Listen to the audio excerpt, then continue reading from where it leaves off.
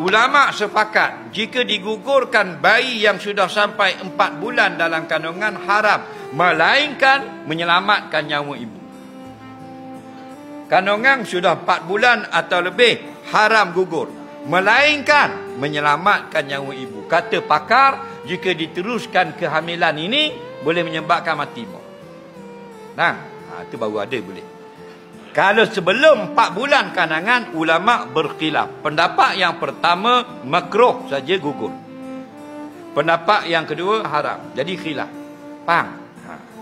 Kenapa makruh tidak haram? Kerana belum tiup roh, belum hidup. Setiap bayi yang tak sampai 4 bulan dalam perut mak tidak akan dibangkitkan pada hari kiamat.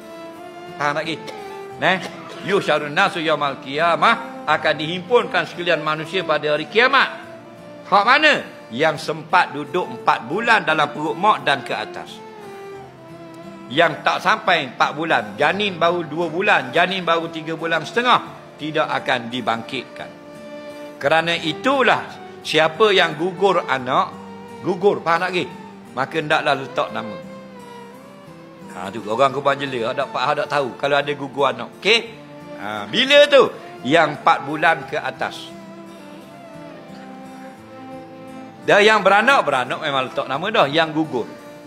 Dah benda beza gugur dengan beranak. Sama tapi bukan dia. Apa yang sama? Isi sama belaka, anak belaka. Tapi sifatnya lain. Beranak ini 6 bulan ke atas keluar. Gugur tak sampai 6 bulan keluar. Dipanggil gugur. Faham lagi? Okey.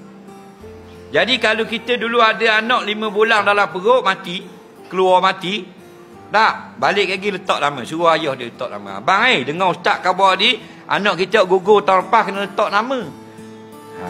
Berapa kena letak nama? Kerana kita akan dipanggil. Lagi nama tak ada nak panggil dia, Jong. Ke panggil Jo.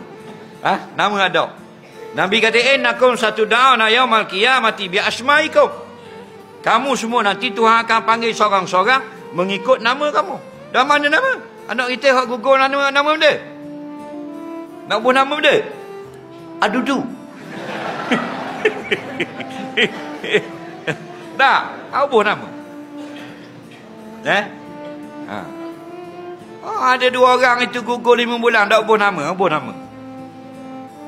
Dah, mak tak boleh buat nama, mak boleh. Abah ya. Ambil anak tu kalau beranak, nak buat nama, pegang menghadap kiblat. Dengan nama Allah aku namakan anakku ini, gini. Selawat lu sekali. Itu cara letak nama anak. Jabat pendatarang tu tulis je. Faham? Ambil anak, riba tak apa, menghadap kiblat. Faham lagi? Bismillahirrahmanirrahim. Allahumma salli ala Muhammad wa ala ali Muhammad. Usammika, aku namakan akan dikau, wahai anakku dengan nama ini. Itu orang panggil letak nama. Jadi dah mati dah, buat ni. Mati dah. Ayah berkata, Bismillahirrahmanirrahim, aku namakan anakku yang mati gugur tahun lepas dengan nama ini. Faham tak lagi?